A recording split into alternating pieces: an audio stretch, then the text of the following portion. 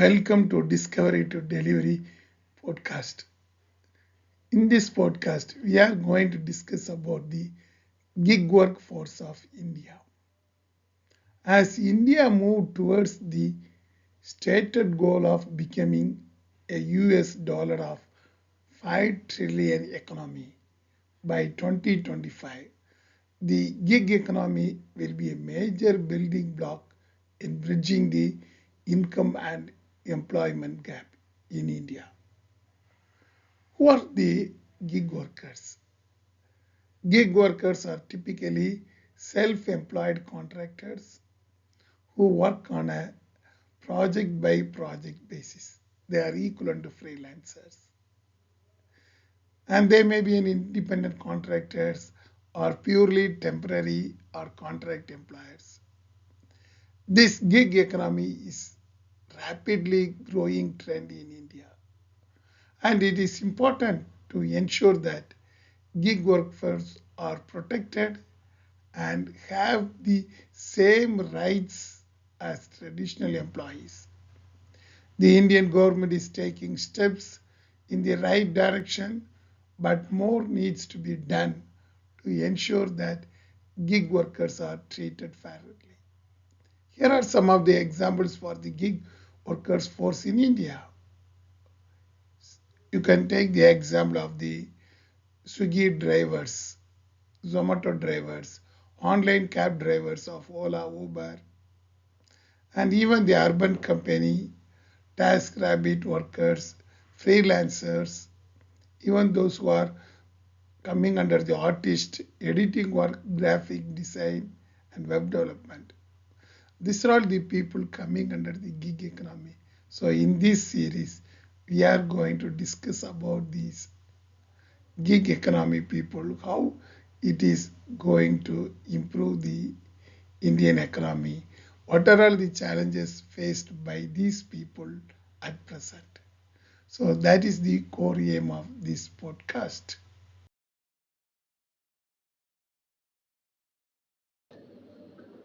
We are witnessing a paradigm shift in the world of work. On the one hand, gig employment is becoming increasingly popular with employers, and on the other hand, individuals in large number prefer gig employment. Employers prefer gig employment due to cost effectiveness, scalability, and access to specialized skills. Employees prefer gig work due to flexibility in working in different projects, which allows them to continuously expand their skill set and gain valuable experience across various industries.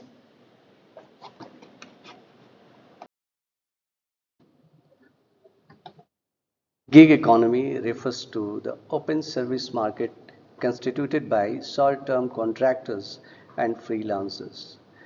It is in the benefit of both the organizations and the service providers. Because of its flexibility, it offers attractive services to its clients. It has contributed around 1.25% to the GDP and expected to contribute a lot to the objective of 5 trillion. Companies like Uber, Ola, Zomato are contributing a lot to this segment. Gig workforce in India is an emerging area that we would like to talk about today. So, according to Niti Aayog report, workforce in India, as we talk about the different sectors and how they have enriched their skills set in different sectors like retail, trade, and sales. It counts around 26.6 lakh. And when it comes to transportation, it is 13 lakh. And finance and insurance, it's about like 6.3 lakh. Manufacturing 6.2 and education 1%.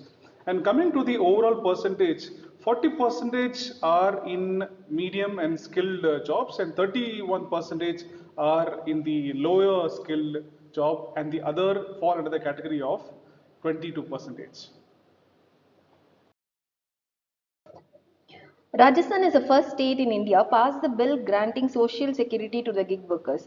So through which many of the women gig workers will get benefited. The Code on Social Security 2020 is a code to amend and consolidate the laws related to Social Security with a goal to extend the Social Securities to all employees and workers either in the organized or unorganized sectors. So as we all know that this code is an umbrella of legislations, so which integrates the 9 different laws. For example, the Employee Compensation Act, the Employee States Insurance Act, the Maternity Benefit Act, like that. Around 7 acts are there together to form this particular code, which previously it was all different. So now the government has come out with a draft policy seeking to include the gig and platform workers within the Social Security Code on matters relating to life and disability cover, the accident insurance, health and maternity benefit, old age protection, and such kind of measures. The Code on Security of 2020 provides for framing of suitable social security schemes for gig workers, but there is no welfare scheme as of now for them. So that is what has to be looked upon through this Code on Security Act, whether it will be implemented for them, or it will be a big help for these gig workers.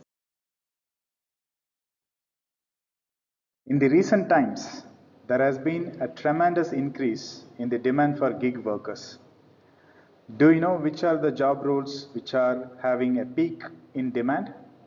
As per the Taskmore Gig Index quoted by Business Today magazine, business development executives have seen a rise in 500% in the recent years. Field sales executives have risen for almost 375%. Digital promoters, brand promoters, micro influencers. So these are the job roles and job profiles which has seen a higher demand in the recent times. Of the gig economy is projected to grow by $455 billion by end of this year.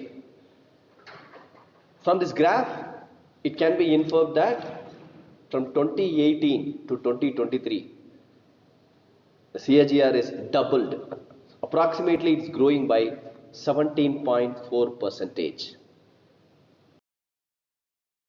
This session is going to be discussing on the title Pros of Gig Economy and Cons of Gig Economy. As you know very well what is meant by gig economy, it is all about the experts who are available in the open market and they will be called to the organization to complete a task.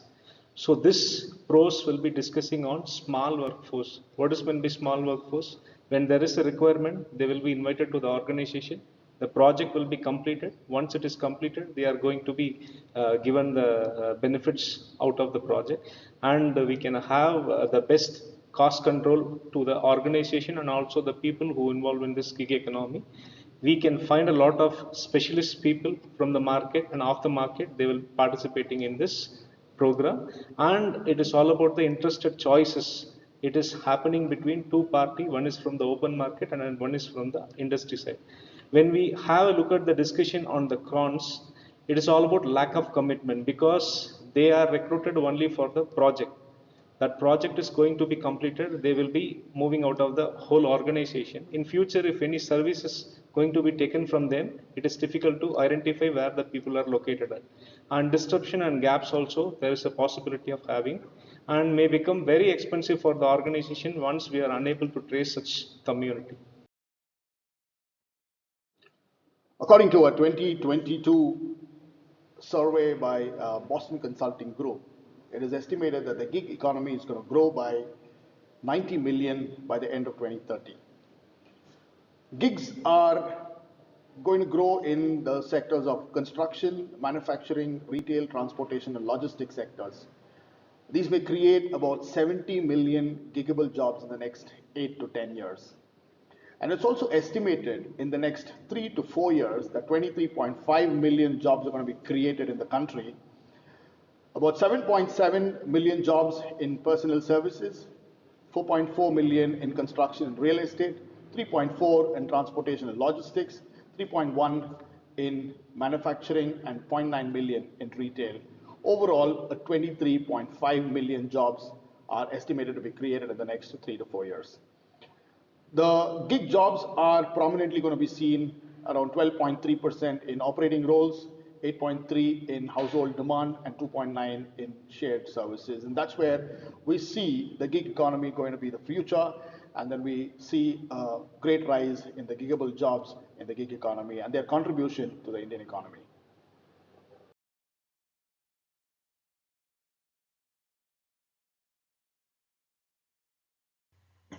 Yes, I hope you had a nice discussion.